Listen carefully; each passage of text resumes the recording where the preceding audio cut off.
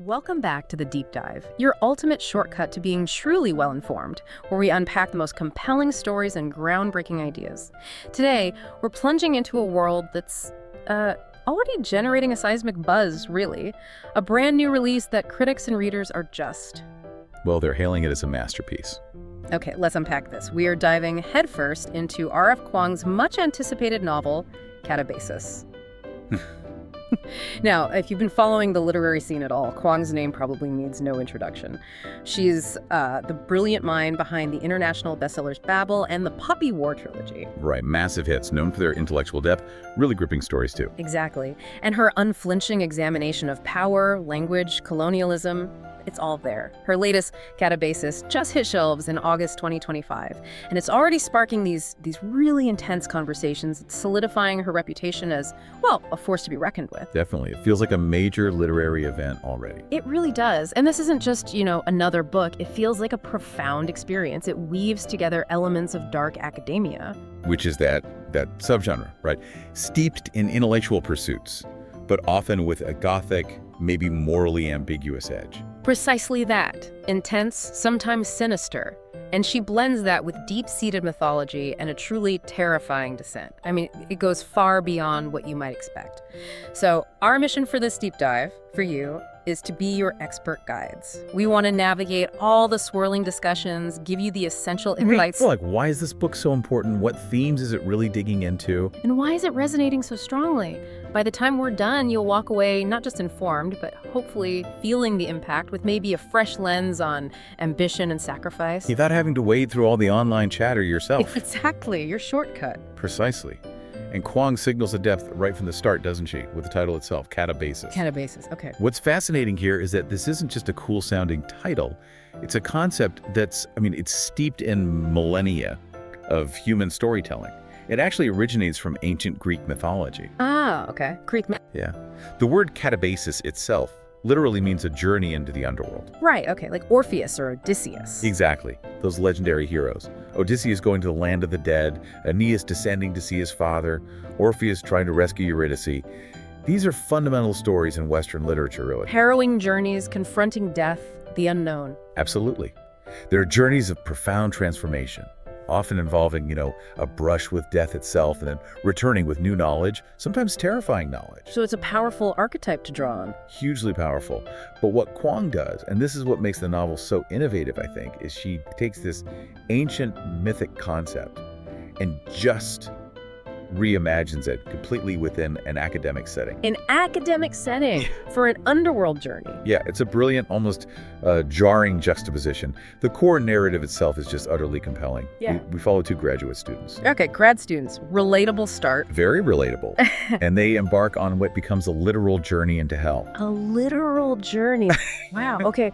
And their motivation, get this, to save their thesis supervisor. To save their supervisor. Okay, the stakes are immediately higher than just getting tenure. Way higher. It sets up this tension that goes way beyond just academic drama, right? Mm-hmm. But it's not just a physical descent, not just navigating some terrifying landscape with, mythological monsters. There's more to it. Oh, yeah.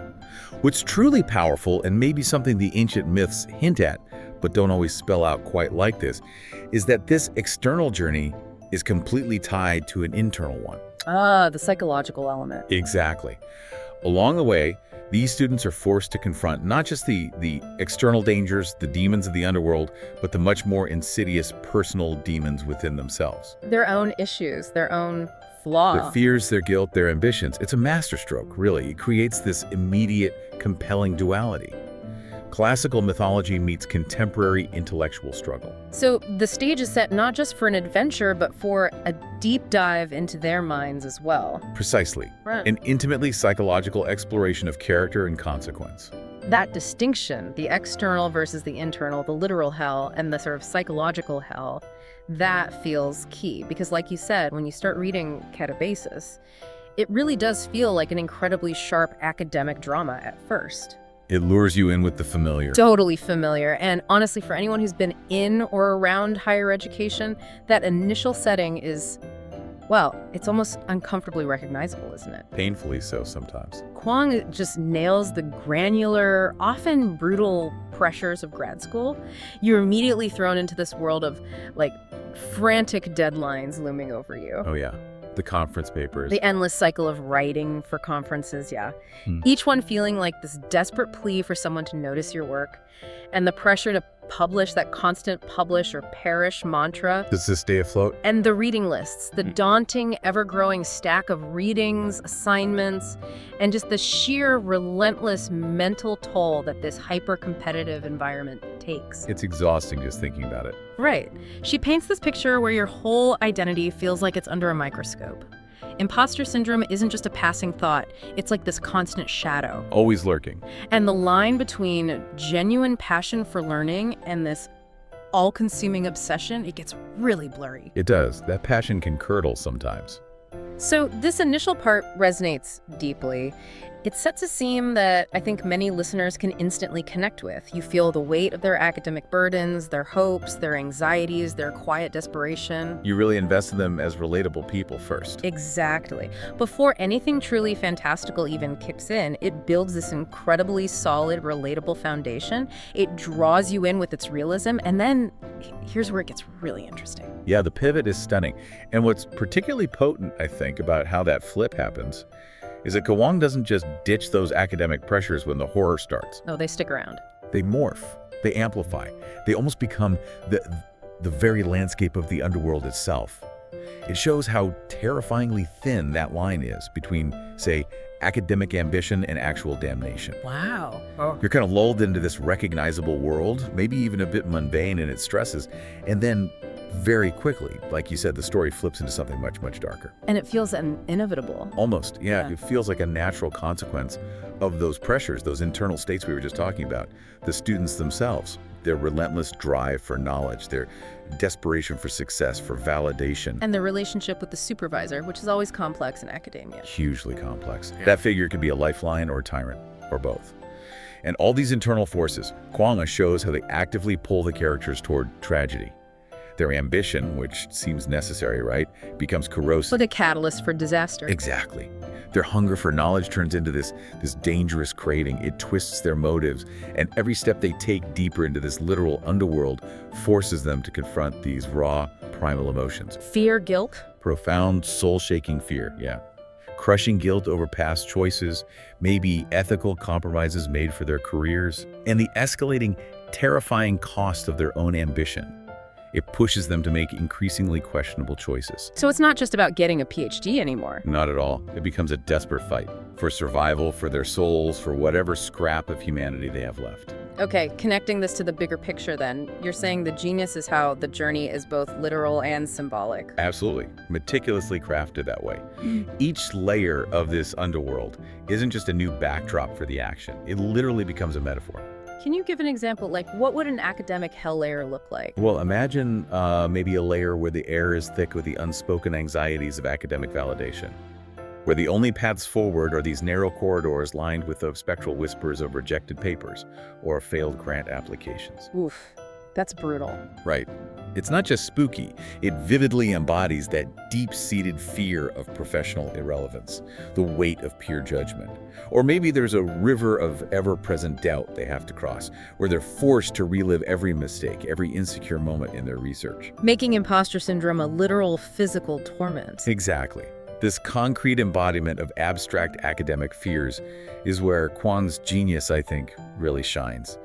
These layers force us and the characters to ask these fundamental questions that haunt us all. Like, what are we willing to sacrifice for success? That's a big one. And maybe even more critically, how much ambition is too much ambition? Where does it tip over into something destructive? These are universal questions, really. Totally universal. But the book forces us to confront them by amplifying them through this visceral mythic lens of a terrifying descent into a literal hell. It makes the abstract stakes feel incredibly real. That distinction, the literal and symbolic, and how those layers manifest. Yeah. That elevates it beyond just a thrilling plot. It makes you sit with those questions about yourself. It really does. And it brings us right back to what R.F. Kuang is known for, isn't it? Across all her work. She consistently, unflinchingly, writes about power, knowledge, and language. Her core territory. Absolutely. They're not just background details. They're the engines driving her stories. She dissects them with such precision, showing their hidden dangers, their influence. She's always interested in the sharp edges of those concepts. Definitely. Yeah.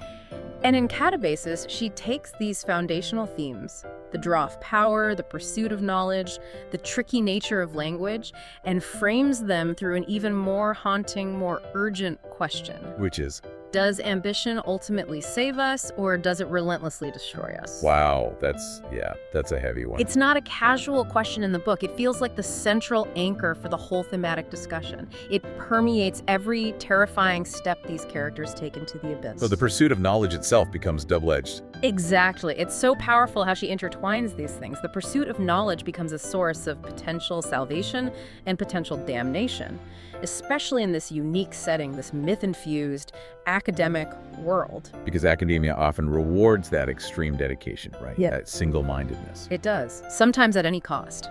She forces us to confront how these things we see as positive ambition, knowledge can get twisted, become dangerous when they're unchecked. Especially in an environment that fosters that intensity. It really invites you, the listener, to think about the ethical tightrope walk in any kind of intellectual striving. How quickly does the desire to know morph into the desire to control or to dominate? Exactly. And that's where the book really transcends being just a fantasy story and becomes this potent, almost searing social commentary. Right, it's not just about demons and underworlds. Not at all. I mean, Katabasis is undeniably thrilling with those fantastical elements, the demons, the treacherous landscapes, the horrors. But its real genius, I think, lies in its sharp critique of a very real-world system. Contemporary academia. It's an unflinching mirror held up to it, exposing the often toxic insular culture. It lays bare the brutal, soul-crushing competition that pits people against each other. The zero-sum game. Yeah, and the pervasive burnout that somehow becomes like an expectation, even a badge of honor, and that relentless publish or perish pressure which can just overshadow any genuine love of learning. And this isn't just exaggeration for the story. I don't think so. It reflects the lived, often painful experience of so many people in higher education. Kuang gets into the insidious microaggressions, the subtle undermining of colleagues, the pressure to conform. The desperation for grants, the politics of getting published. All of it. And the allegorical journey into the underworld serves as this vivid, chilling lens. These real-world pressures aren't just amplified, they're grotesquely embodied in the hellscape. So the psychological torment the characters feel directly mirrors the real mental health crisis you see in grad schools. The anxiety, the depression, the imposter syndrome hollowing people out. That's powerful. It raises that important question you touched on earlier. Yeah, how does this fantastical journey into hell, with all its drama and horror, serve as such an effective way to dissect these very real, often hidden academic struggles? The ones usually confined to lecture halls and libraries. It suggests the internal hell isn't so far removed from the literal one. Exactly. It makes the abstract torments of the mind concrete, unavoidable. It forces us to admit that some of our most civilized institutions can have their own forms of damnation built right in. That's an incredible insight. Using the grand scale of myth to illuminate these personal modern struggles, it shows the core human challenges haven't really changed, maybe just the settings. Precisely. And speaking of those ancient scales, the mythological symbolism woven throughout Katabasis is just, it's stunning. It's not just decoration. It's integral. Deeply integral. Each stage of the underworld they go through, every encounter with some grotesque guardian or spectral figure, every impossible challenge. It isn't arbitrary. It reflects some truth about their inner journey. A fear they carry, a consequence of their choices. Exactly. Or their unchecked ambitions. It's like the underworld itself is alive, reacting to their internal states, forcing them to confront their deepest psychological wounds, their regrets, their moral failings. So it's not just window dressing. Not at all. It's crucial for their character development, for the plot, and for the story's ultimate meaning. And the sources make this explicit comparison that I think just nails it. It's almost like Dante's Inferno. Dante's Inferno. But brilliantly rewritten for the modern academic world. Okay, think about that for a second. Dante's journey was this meticulous moral map of sin and punishment. Each circle a different transgression with its own ironic punishment, yeah. So Kuang is doing that, but with academic sins. Like the circles are manifestations of academic toxicity, the publish or perish pressure, ethical dilemmas in research. That's the idea. Imagine that same rigorous structure, that descent through layers of suffering, but mapped onto the specific pressures and failings of modern intellectual life. That's a really provocative comparison. What does it mean then to have this contemporary academic journey mirror one of history's most profound descents into damnation. Well, it raises huge questions, right? Does Kuang use similar techniques, maybe a guide figure? Does she use the grotesque, the sublime, in ways that echo Dante but feel modern? It elevates the story, connects it to this epic tradition. While keeping it grounded in these very human, very relatable struggles, it asks if our modern intellectual pursuits have maybe created their own kind of carefully structured torment, a modern inferno. Wow, okay. And that profound impact, that layering of meaning, that must extend to the reader's experience too. Oh, absolutely. For me, reading Katabasis was one of those reads that really stays with you long after the last page. It just lingers in your thoughts, makes you reflect. Thrilling but unsettling, you said. Exactly that. It's thrilling because the pace is relentless, it pulls you deeper and deeper. But it's utterly unsettling in what it suggests, forcing you to question not just the character's choices, but maybe your own. And the way she blends the genres contributes to that. Definitely. It creates this multi-sensory experience. Yeah. You're not just reading words, you're feeling the dread, the oppressive atmosphere, the chilling weight of their ethical choices, their own internal corruption. It's that mix you mentioned, fantasy, horror, philosophy. Yeah, it exists in this fascinating space between them. The fantasy gives the framework, the horror amplifies the psychological torment, and the philosophy digs into the nature of ambition, sacrifice, knowledge. So it hits on multiple levels, primal fear and intellectual curiosity. Exactly. And for me personally, as I got deeper in, it really did feel like Kuang was holding up a mirror. To that relentless drive so many of us have, it forced me to question my own ambitions. Not just academic ones. No, any pursuit where the reward might blind you to the real cost, where the drive for success could lead to compromises or sacrifices you didn't anticipate? That kind of personal reflection is the mark of great literature, isn't it? I think so. Taking these big, abstract themes and making them feel visceral, immediate, deeply relatable. It's a book that demands you engage with it, actively. Absolutely. It hits you where you live, forces that introspection. And, okay, if you loved Babel, Kuang's previous huge hit, Which so many people did. right, then you are, I think, in for an even more intense, maybe even more profound experience with Katabasis.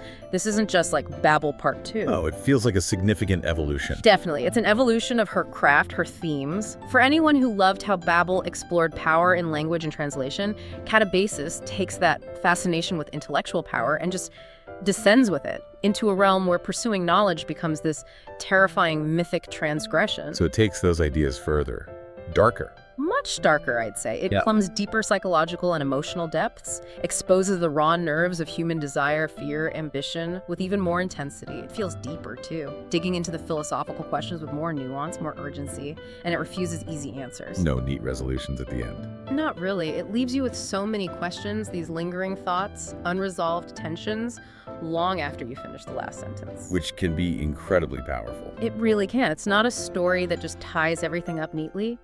The journey continues in your mind. It Yeah. prompts that sustained thinking, that engagement.